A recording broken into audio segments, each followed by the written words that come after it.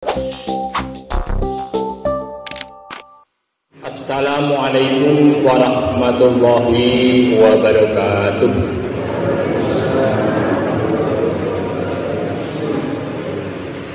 Alhamdulillahilladzi hadana lihadza wa ma kunna linahtadiya laula an hadanallah. Asyhadu an la ilaha illallah wa asyhadu anna Muhammadan abduhu wa rasuluh. Allahumma salli ala sayyidina Muhammad wa ala ali sayyidina Muhammad kama sholaita ala Ibrahim wa ali Ibrahim wa barik ala Muhammad wa ala ali Muhammad kama barakta ala Ibrahim wa ali Ibrahim fil alamin innaka Hamidum Majid. A'udzu billahi minasyaitonir rajim. Bismillahirrahmanirrahim. Ya ayyuhalladzina amanu kutiba alaikumusiyam kama kutiba alal ladzina min qablikum la'allakum tattaqun. Ma'asyiral muslimin rahimakumullah.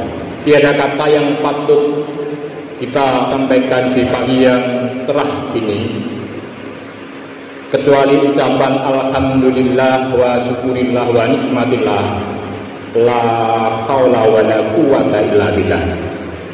Kita haturkan kepada Allah Subhanahu wa ta'ala yang mana sampai pada saat ini, detik ini, kita masih diberikan taufik hidayah serta inayahnya sehingga kita masih bisa mendatangi panggilan Allah untuk sholat berjamaah sekaligus tholabul ilmi. Nikmat sehat yang luar biasa manfaatnya ini patut kita syukuri, karena banyak saudara-saudara kita yang masih belum bisa hadir di Masjid Al-Muttaqin ini karena diuji oleh Allah berupa sakit. Selawat serta salam mudah-mudahan tetap terlimpahkan pada junjungan kita Nabiullah Muhammad Rasulullah Sallallahu Alaihi Wasallam. Beliaulah yang nantinya akan memberikan syafaat kepada kita sekalian sehingga kita bisa masuk ke surganya Allah. Allahumma amin ya rabbal alamin. Ketiga kalinya Bapak Ibu saudaraku sekalian, ucapan terima kasih yang sebesar-besarnya kepada Bapak Takmir yang telah memberikan jadwal kepada kami sehingga di pagi hari ini kita bisa tholabul ilmi. Bapak Ibu yang berbahagia, insya Allah kita masuk di hari ke-22. Ada banyak pertanyaan dari anak-anak, khususnya anak-anak sekolah. Pak Syukur, nangis niku batalaken poso napa mboten, Pak? Pertanyaannya ngoten iki.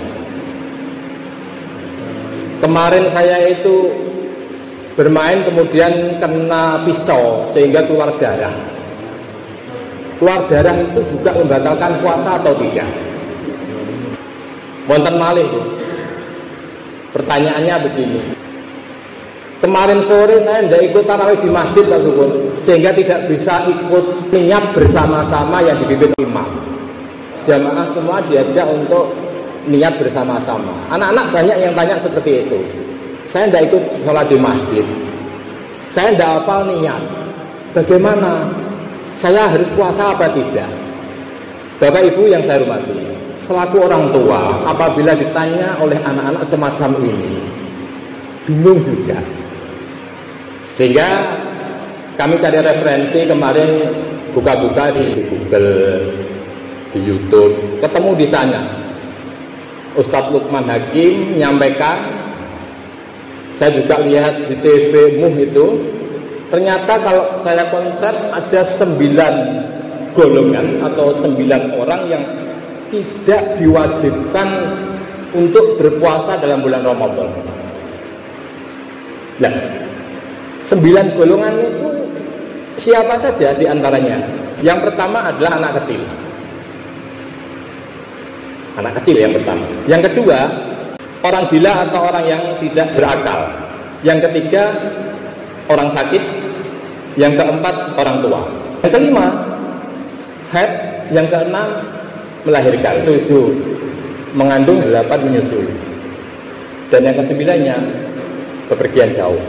Ini kalau kita konsep dari situ, maka sedikit nanti akan saya sampaikan 9 hal orang-orang yang tidak diwajibkan untuk berpuasa dalam bulan Ramadan.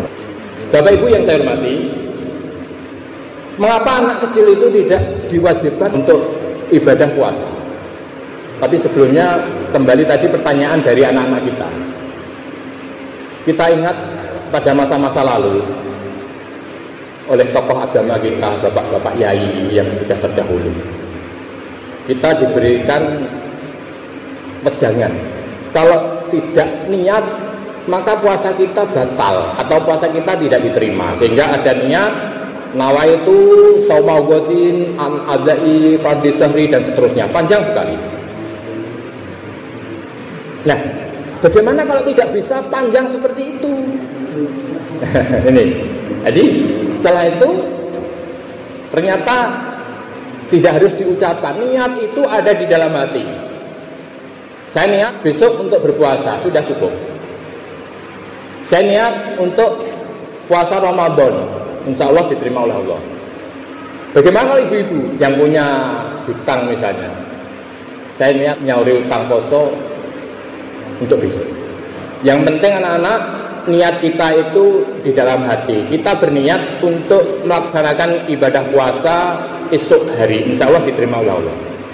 Kalau kalian bisa niat yang panjang seperti yang dituntunkan oleh para yai, tidak apa-apa, malah api.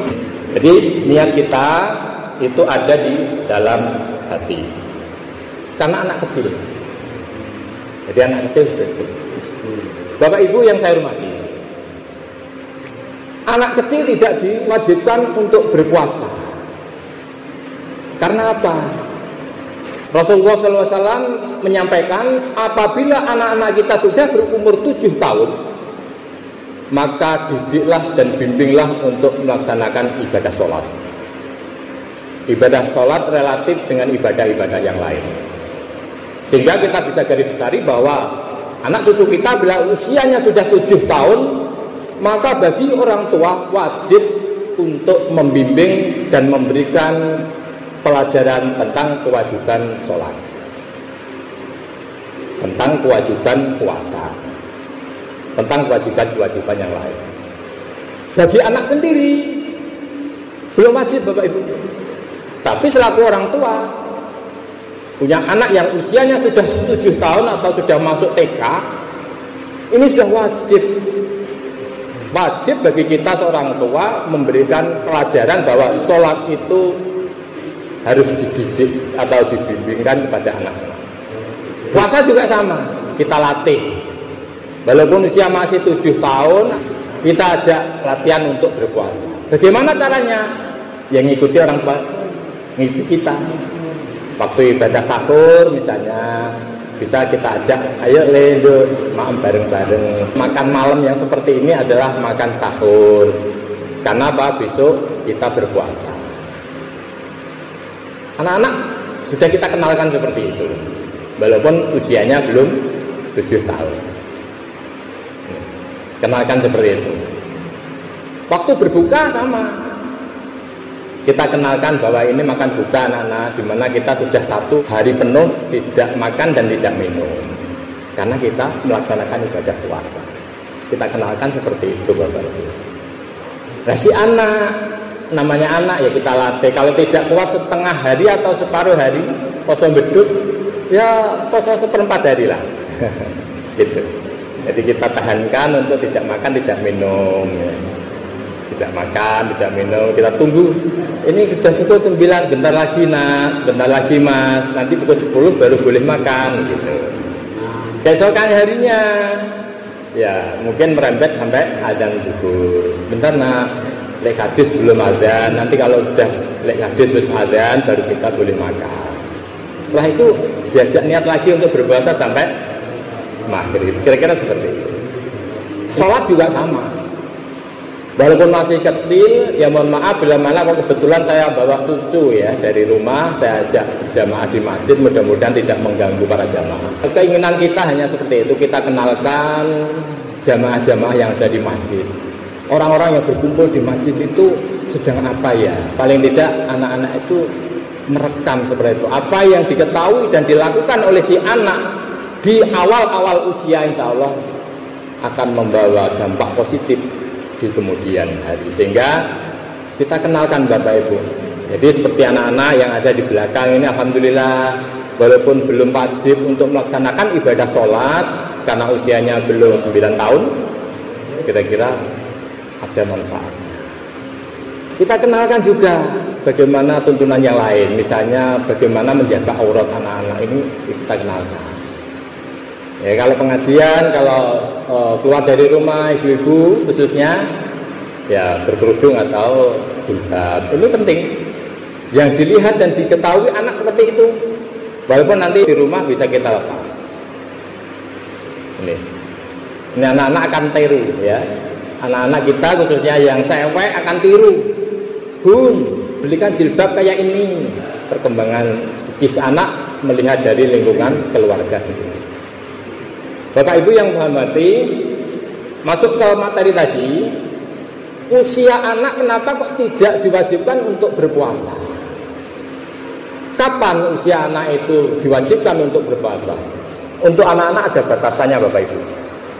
Anak-anak baik putra maupun putri itu batasannya adalah setelah umur 9 tahun. Di mana 9 tahun itu biasanya sudah ada tanda-tanda masuk ke fase dewasa, yaitu untuk anak laki-laki sudah mengalami mimpi atau mengeluarkan sperma ya. Kemudian yang putri juga sama, sudah pernah kedatangan tamu. Kok usia 9 tahun belum ada tanda-tanda itu? Kita tunggu 1 tahun kemudian, mungkin usia 10 tahun baru ada tanda-tanda seperti itu. 11 tahun mungkin atau 12 tahun. Ditunggu sampai usia 15 tahun di SMA misalnya, kok belum ada tanda-tanda yang saya sebut tadi. Yang laki-laki belum pernah mimpi, yang cewek belum pernah kedatangan tamu, maka ini sudah diwajibkan untuk melaksanakan ibadah-ibadah, khususnya ibadah puasa. Karena sudah dianggap anak tersebut sudah dewasa. Jadi usia dewasa dibatasi dengan usia yang saya sampaikan tadi. Sudah ada tanda-tanda menstruasi atau anak yang sudah pernah mimpi. Baik. Ini yang pertama. Yang kedua, yang tidak diwajibkan berpuasa dalam bulan Ramadan adalah orang gila atau orang kehilangan akal. Orang gila atau orang kehilangan akal itu tidak ada hukumnya Bapak Ibu. Orang gila membuat kerusuhan lingkungan, polisi tidak bisa nangkap, tidak bisa dipenjara. Allah sama, orang gila yang hidup di dunia ini, ya, insya Allah besok di akhirat masuk surga. Tidak ada hukumnya, karena apa? Orang gila itu adalah orang yang tidak punya akal. Karena dia berakal, maka tidak punya hukum. Dikandani bariokban, bisa jadi dikandani orang ketompo, sehingga apa yang dilakukan bapak-bapak, para ustadz-ustadzah tidak bisa diterima dengan akal beliaunya, sehingga oleh Allah diberikan rusuh, diberikan keringanan, tidak ada hukum bagi beliaunya yang kebetulan tidak berakal atau orang gila. Ini yang kedua. Yang ketiga, orang sakit, Bu. Orang yang sedang sakit oleh dokter atau bu dokter disarankan dan tidak harus ikut berpuasa. Ini tapi harus dokter yang muslim atau muslimah, Bapak. Jadi dokter yang muslim menyarankan atau mewajibkan si pasien ini tidak harus berpuasa. Kalau nanti berpuasa misalnya berpengaruh langsung dengan kesehatan pasiennya, maka orang yang seperti ini tidak wajib untuk melaksanakan ibadah puasa. Orang sakit. Atau dari dirinya sendiri bisa mengukur kemampuan beliaunya. Diri kita itu bisa kita ukur sendiri. Apabila kita karena sakit, misalnya lambung misalnya yang akut, bila mana harus makan, maka lambung ini tidak tertahan, sakit, Tidak bisa tertahan sehingga harus berbuka. Tidak apa-apa Bu. Allah memberikan keringanan pada kita boleh berbuka atau tidak berpuasa. Ya dengan syarat otomatis kita ganti dengan ya fidyah kurang lebih 6, berapa on itu ya. Itu. Jadi seperti itu. Karena sakit maka harus bayar fidyah. Kemudian berikutnya yang keempat, orang tua, orang lanjut usia Bu. Orang lanjut usia, bapak ibu kita atau kakek nenek kita yang lanjut usianya juga tidak diwajibkan untuk berpuasa. Ini. Demi keselamatannya, ya, demi kesehatannya. Biasanya orang tua itu kalau tidak sholat jamaah, beliaunya merasa rugi sehingga di hari-hari tuanya melekat sampai pembiasaan seperti itu dibawa sampai walaupun sakit. Ibadah puasa artinya ya mau ditinggal, jadi inginnya selalu berpuasa. Sementara kalau dibuat puasa justru akan tenaga akan lemah sehingga bagi kita seorang anak atau cucu mengarahkan kong ti atau mbah jo mbah nang mboten saposo mboten napa-napa mbah punto mangke bayar fidyah mawon. Ngoten. Jadi kita arahkan seperti itu. Insya Allah diterima oleh Allah. Jadi tidak diwajibkan untuk berpuasa.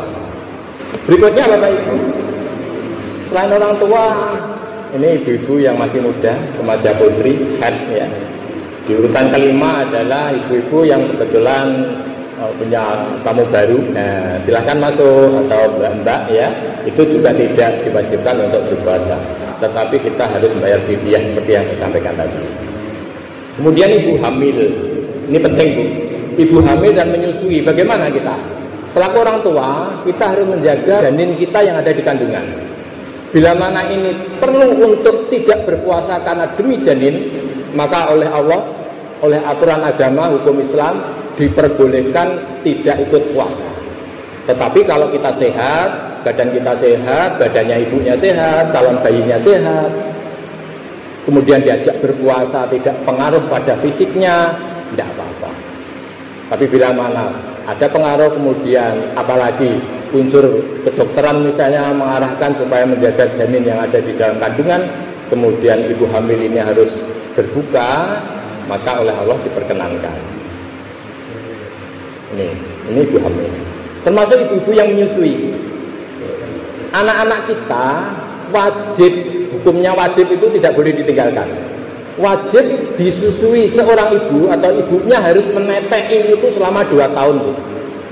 Jadi jangan kesusu karena mau kerja di kantor misalnya atau kerja di pabrik, baru 2 bulan 3 bulan diganti susu yang lain diberikan ke anak kita. Eman-eman Bu ya. Khususnya ibu-ibu muda, eman-eman Bu. Tolong dipertahankan sampai usia 2 tahun. Karena ini aturan agama gitu, 2 tahun. Baru 2 tahun itulah kita coba kasih atau gantinya susu ibu. Insya Allah nanti badan anak-anak kita menjadi sehat, jiwanya juga akan menjadi sehat. Jadi ibu hamil dan ibu-ibu menyusui juga diperkenankan untuk tidak puasa dalam bulan Ramadan. Diganti dengan bulan-bulan yang lain. Jadi wajar kalau ibu-ibu pada suatu saat, loh kok enggak puasa Bu? Kenapa no? Biasa. Oh artinya ada yang lain. Mungkin head, mungkin atau mungkin karena punya anak kecil dan seterusnya. Ini yang ke-8 menyusui. Yang terakhir bepergian. Insya Allah kalau zaman sekarang tidak seperti zamannya Rasulullah Bapak Ibu ya. Ini transportasi kita sekarang sudah canggih. Dipetek wis mlaku lah apa meneh. Nah, oleh karena itu mungkin ya batasan tertentu untuk yang bepergian atau meninggalkan rumah untuk menuju ke tempat yang lain itu kalau dari Rasulullah atau dari aturan agama jauhnya berapa Pak? 84 kilo dari tempat kita ya. Itu aturannya. Dan yang kedua, kita meninggalkan rumah atau tempat tinggal itu harus sebelum subuh atau sebelum azan subuh. Itu harus keluar dari kota. Baru itu bisa dihitung kita boleh rukhsah, boleh mendapatkan keringanan untuk berbuka. Ini yang ke mungkin ada 9 golongan ini yang bisa saya sampaikan. Yang pertama apa tadi Bu? anak kecil yang belum punya akal, yang kedua orang gila, yang ketiga orang yang sedang sakit, yang keempat orang tua, yang kelima haid, yang keenam ibu-ibu yang nifas, kemudian yang ketujuh ibu hamil, yang kedelapan ibu yang menyusui, dan yang kesembilan bepergian atau pergi jauh. Mungkin itu Bapak Ibu yang bisa saya sampaikan. Ada kurang lebihnya mohon maaf. Saya kira Assalamualaikum warahmatullahi wabarakatuh.